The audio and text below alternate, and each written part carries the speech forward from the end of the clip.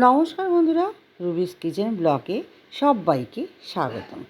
চলে এসেছি আবার একটা নতুন রান্নার রেসিপি নিয়ে। আজকে করে দেখাবো সম্পূর্ণ নিরামিষভাবে মুগের ডাল, তাও আবার সবজি দিয়ে। এখানে সবজি বলতে ঝিঙে আর আলু। ঝিঙে আলু এই কারণে, যেহেতু গরমকাল আর ঝিঙে খুব ঠান্ডা, সেই জন্য ঝিঙে আলু দিয়ে মুগ ডালে রান্নাটা করে তোমাদের সাথে দেখাচ্ছি। প্রথমে ঝিঙে আলুটা ভালো করে কেটে নিয়েছি, তারপর মুগ ডালও নিয়ে নিয়েছিলাম। এখানে 1 বাটি মুগ ডাল নিয়েছি। প্রথমে মুগ ডালটাকে আমি ভেজে ভালো করে ধুয়ে রেখে দিয়েছি। তারপরে কড়াই বসিয়ে দিয়েছি। কড়াইয়ের মধ্যে তেল দিয়ে আলুগুলো ভেজে নেব। প্রথমে আলুগুলো একটু ভাজা ভাজা করে নেব, তারপর সেই আলুগুলো তুলে নিয়ে ওই তেলে আরও একটু তেল দিয়ে 5 ফোড়ন সম্বার শুকনো লঙ্কা আর আদা গ্রেট করে দিয়ে দেবো। তারপর দিয়ে দেবো ঝিঙেগুলো ভালো করে ভেজে নিয়ে আলুগুলো দিয়ে নেব। আলুগুলো ভালো করে ঝিঙের সাথে নেড়ে চেড়ে নিয়ে একটু গুঁড়ো মশলা অ্যাড করে নেব। গুঁড়ো মশলা বলতে এখানে দিয়ে দেবো জিরের গুঁড়ো, হলুদ গুঁড়ো আর পরিমাণ মতন লবণ।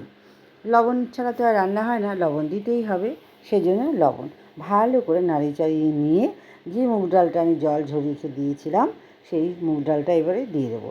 দিয়ে ভালো করে একটু নাড়িয়ে চাড়িয়ে হালকা 1 বাটি মতন জল দিয়ে সেদ্ধ করে নেব।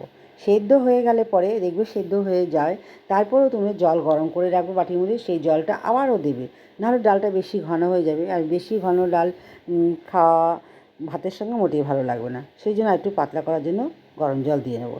এরপরে ভালো করে ফুটিয়ে গেলে দেখো, রান্নাটা ঢেকে ঢেকে করবো, ঢেকে ঢেকে করে রান্নাটা ভালো হবে, আর ডালগুলো সবজিগুলো ভালো সেদ্ধ হবে। তারপরে এর উপরে দিয়ে নেবো হচ্ছে একটু ঘি, একটু মিষ্টি, আর দিয়ে নেবো হচ্ছে একটা ভাজা মশলা।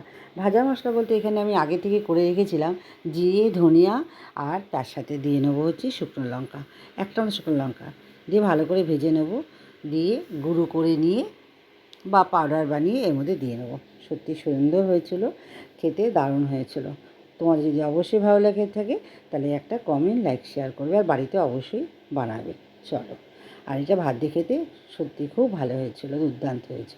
ভালো লাগলে অবশ্যই একটা লাইক, কমেন্ট, শেয়ার করবে। নতুন যারা আছো সাবস্ক্রাইব করে দেবে আমার চ্যানেলটিকে, নতুন নতুন রান্না তোমাদের কাছে পৌঁছে যাবে।